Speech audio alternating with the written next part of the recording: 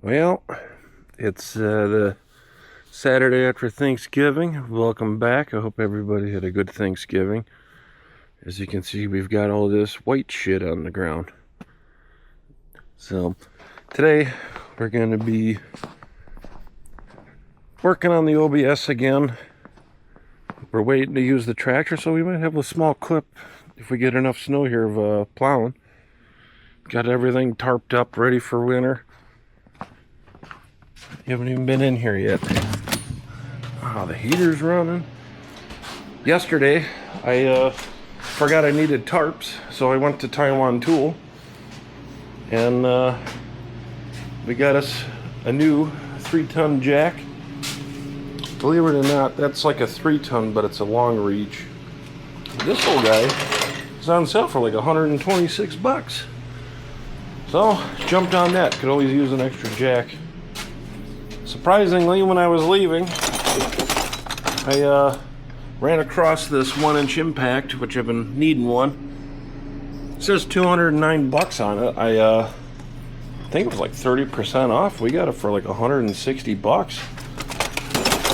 Good deal, because we're gonna need it. We've got the projects. So don't mind the mess. We're gonna be working in here, cleaning the garage up a little bit. And then we're going to cut the brackets off, the original two-wheel drive brackets, clean up the frame, and probably get it into primer. And we might have a shot of taking this apart and getting that ready to go so we can get it all back in. Alright, today we are pulling the factory steering out of this thing. We're going to remove the factory pitman arm and the original coil buckets for the two-wheel drive, plus the brackets that hold the IFS front end together. So I'm gonna prop you up here, and let's see, we're learning camera angles. Actually, I'll flip you over.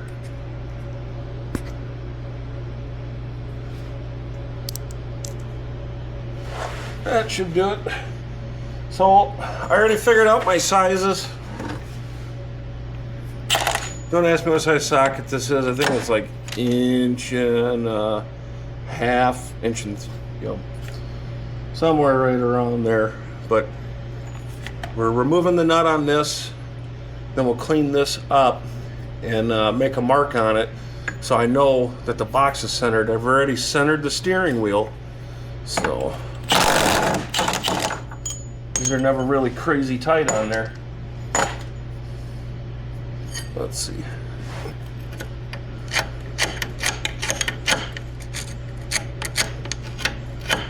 Let me grab something real quick. Just want a nice clean spot.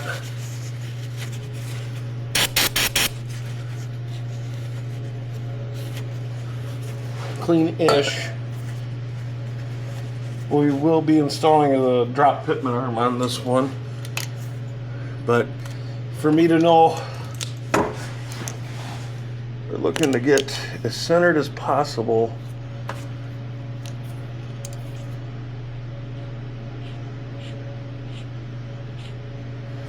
Just a little red mark will help out quite a bit. If you can see that, see our red dot or line? That's the center of the box. Like I said, I know the steering wheel is centered. You're gonna need a pitman arm puller. There is no way around that.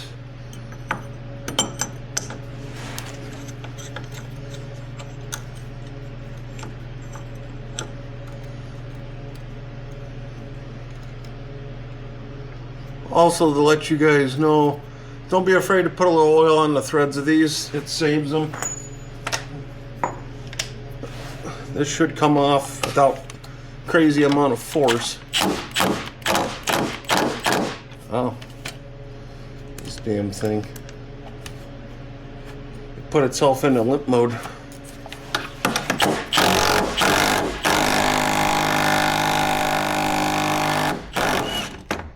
There we go. Fitment arm is down. I can flip you guys back over here. We're going to be pulling the steering shock off now. Luckily, it's the same size we already got on the gun.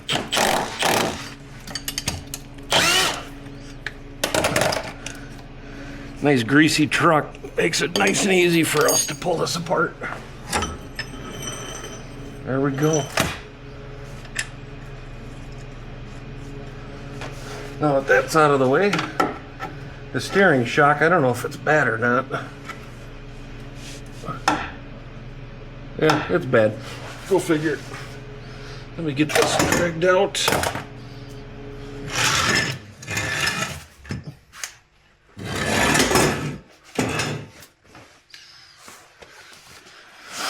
Now we can get in here. I'm going to readjust our lighting situation. So, the original factory bolt, if the bushings have never been changed, the bolt faces this way towards the front. It will hit the oil pan or the oil filter, depending on if you have the deep filter on these or not. So I got a little happy and, you know, torched it, smacked it with a hammer, and then luckily the bolt really just kind of just dropped out. So that's kind of nice. I don't understand why they put so many damn rivets in these. They should have just bolted them in, but to each their own, I guess. So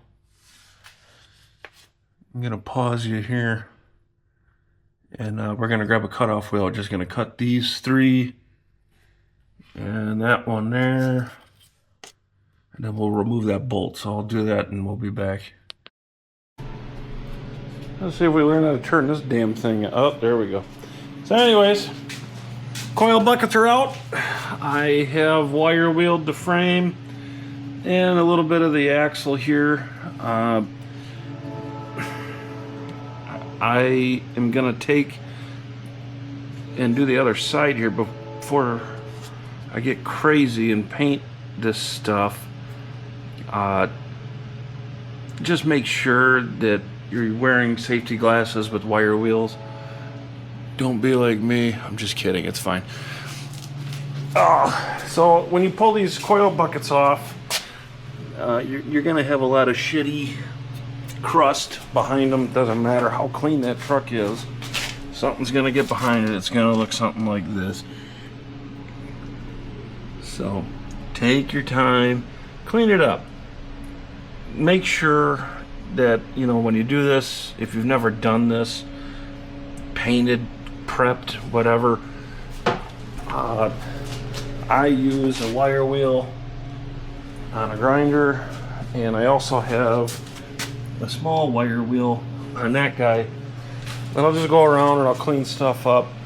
It's pretty dusty. I really don't want to bring the camera around it, but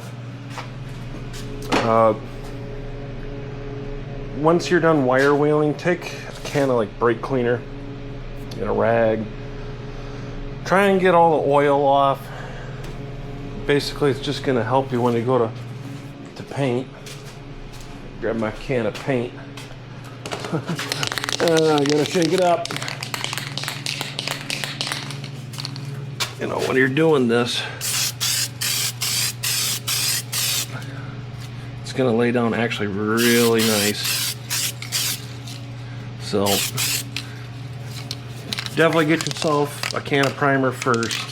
Brown, light gray, gray. Let it tack up. Do like 2 coats of primer, 2-3 coats, and then hit it with like 2 or 3 coats of black. And it should turn out pretty nice. So I'm gonna start prepping that. I don't think anybody wants to see me painting, so I'm just gonna put the camera down, clean up the other side, and get that ready to go. And then I'll take shove a piece of cardboard in the wheel well so none of the excess paint goes into the engine. I'll also try and put like a backing on it there as well. So if you don't have a heaping pile of shit, laying on the ground when you're done, I don't think you're doing it right. So, best of luck to you guys. I'll be back in a little bit. Alright, so I've got my lower brackets off right now for the original IFS. We still have to pull the coil buckets out of it, but in the meantime I'm actually removing the calipers and brake lines. Sorry, the lighting is just so damn terrible. So, basically in order to get these original buckets off, we have to take the brake line off. So this is the driver's side. There's actually a brake line behind this and here. So this is just a 2-into-1 kind of ordeal. So we'll get these off. I've got brake fluid draining. And then we're going to take a grinder with a flap wheel or grinding wheel and just get these flat. There's 6 of them per side. The other side we'll have to do the same thing where we actually pull the brake lines as well, or brake line for that side. But in the meantime, I wanted to show you guys the reason why we're doing a pitman arm. Let's see, let me pull this out of the bag. So this is one I got online. This is why they call it a drop pitman arm. So compared to the two-wheel drive one, the two-wheel drive one is not that arched, as you can tell. This is exactly why we're changing this. A little bit longer, more of a drop, helps our steering angle. That way we don't have roll.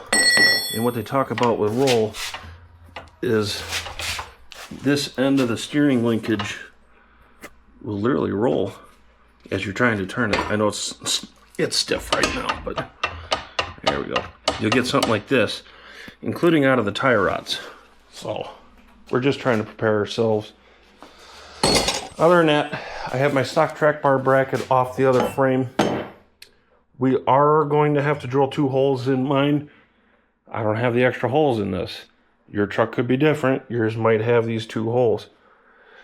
But I do have the Sky Off-Road adjustable track bar, and it does come with these little spacers.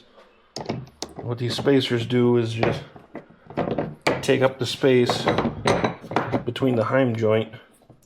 If I learn how to do this. 1, 2, and it'll sit inside there, and including on the stock axle. This is the stock track bar. So as you can tell, this one wasn't going to make it very far, but I do have a nice spacer for another project. So I'm going to get those coil buckets off. I'll be right back, and then we'll start cleaning up the frame. I'll try and get it into prime. I really don't want to put the track bar bracket on yet until I kind of got the axle, and I know I'm going to have to drill holes again. I know. I really just want to make sure it's in there. I want to make sure it's in the right spot. Just like when we were setting up the front brackets, do it one time. Measure 1,000,000 times, drill 1 time. So I don't want to have to take my welder and weld a bunch of holes shut and then grind and waste my time. So track bar is going to be kind of like the last thing after the axle's set in. Then we'll get our geometry correct. But in the meantime, I want the frame prepped and basically ready to go. I want to paint it from nose to the back of the cab at least, because we are going to be swapping the rear springs with Super Duty springs, if you remember from the first episode. So hopefully, even though it's snowing, I should see my Sky Off-Road rear brackets, and we might have a little plowing action. I mean, the ground's still a little warm. Let's see if we can... Oh, I can't zoom. Either way, hopefully. So by the end of this video, what I want to get it to is paint and prep, and I might go rob my shock tower buckets for the four-wheel drive axle out of the other frame, but I got to move a bunch of stuff. And my opportunity is closing, even though we're getting snow. It'll probably be melted by next week, so it's not even a big deal. So, in the meantime, clean, cut, prep, paint, and then we'll come back to this. So I'll be back in a little bit. Well, if you guys can't tell, it looks like a Cypress Hill concert in here. A little smoky. Have a mask or something. It'd be a smart choice, but I'm not that smart. That's why I fix trucks and stuff. We've got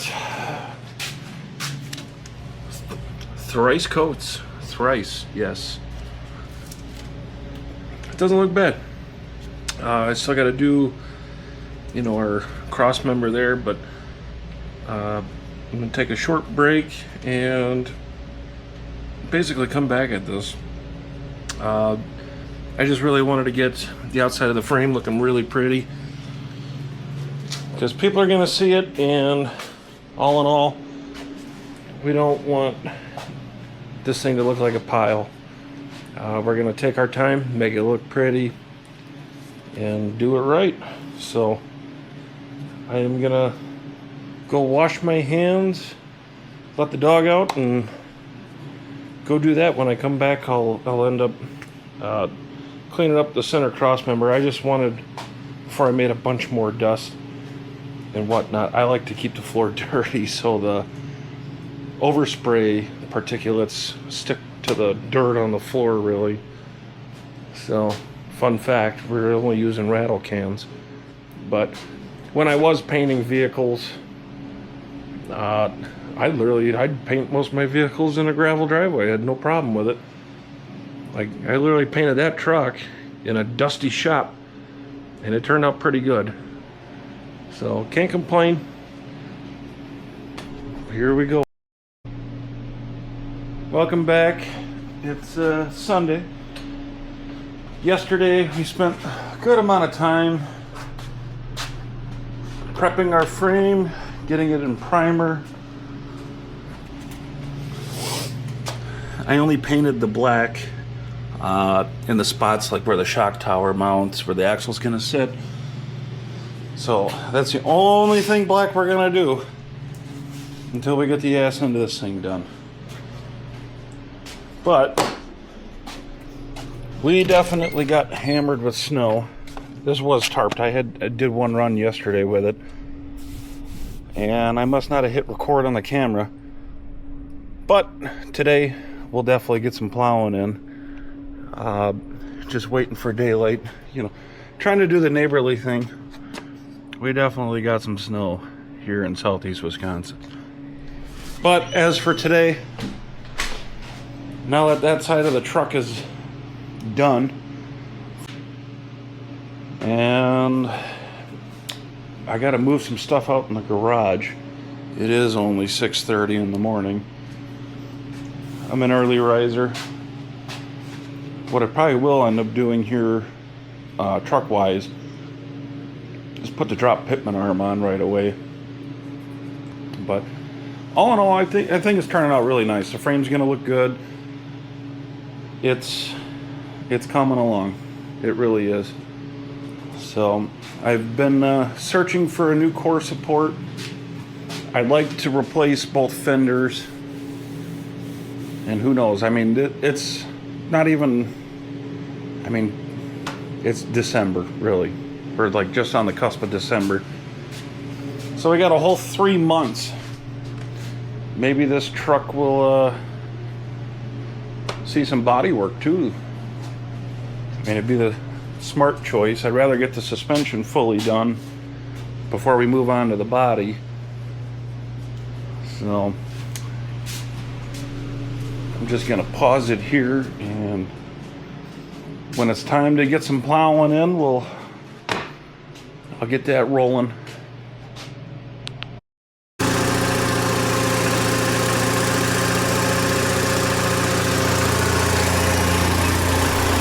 to get some plowing in.